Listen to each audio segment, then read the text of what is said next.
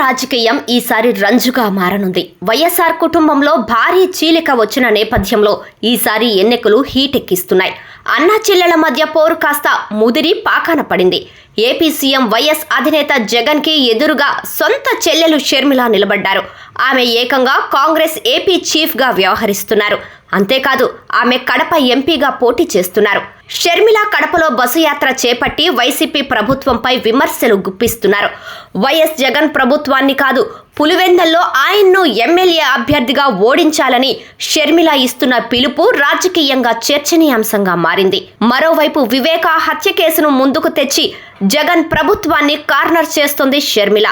దాంతో వైఎస్ఆర్ ఫ్యామిలీ అంటే ప్రాణం పెట్టే కడప జనం ఎటూ తేల్చుకోలేకపోతున్నారట. ఈ నేపథ్యంలో ఇప్పుడు షర్మిలకు గాని సునీతకు గాని జగన్ వైపు నుంచి కౌంటర్లు అయితే పెద్దగా పడటం లేదు. జగన్ బస్సు యాత్రలో తన చెల్లెళ్ళు చంద్రబాబు ట్రాప్లో పడ్డారని మాత్రమే అన్నారు. అంతకు మించి కామెంట్స్ చేయలేదు. కడప రాజకీయాల్లో మరీ ముఖ్యంగా కాంగ్రెస్ దూకుడుతో వైసీపీ డిఫెన్స్లో పడిపోతుంది. ఈ లోటుని భర్తీ చేయటానికి వైసీపీలో రాజకీయ దూకుడు పెంచి క్యాడర్లో జోష్ తీసుకురావటానికి వైఎస్ జగన్ సతీమణి వైఎస్ భారతి రంగంలోకి దిగబోతున్నారన్న న్యూస్ ఇప్పుడు వైరల్గా మారుతోంది. ఆమె పులివెందుల్లో జగన్ విజయం కోరుతూ ప్రచారం చేస్తారంటున్నారు. అంతేకాదు కడప మొత్తం మీద భారతి వైసీపీ తరపున ప్రచారం చేస్తారని చెబుతున్నారు.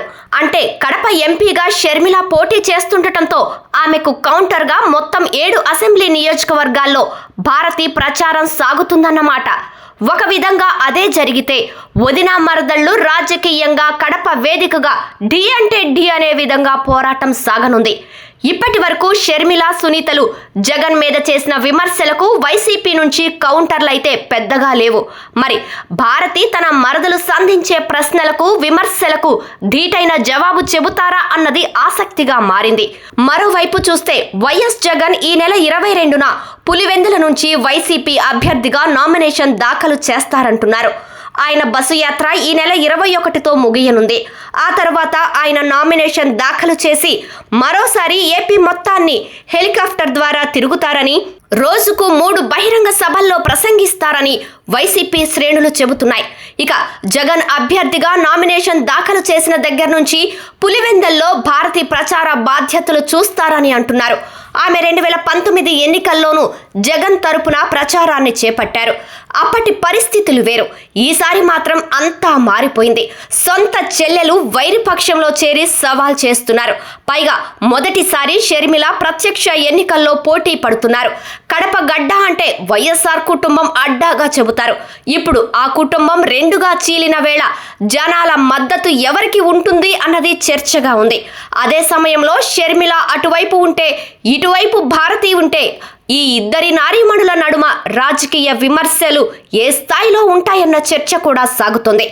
భారతి మాత్రం విమర్శల జోలికి పోకుండా వైసీపీ ప్రభుత్వం చేపట్టిన విజయాలను, ప్రభుత్వం అమలు చేసిన కార్యక్రమాల గురించే జనాల్లో ఎక్కువగా ప్రచారం చేస్తారని అంటున్నారు.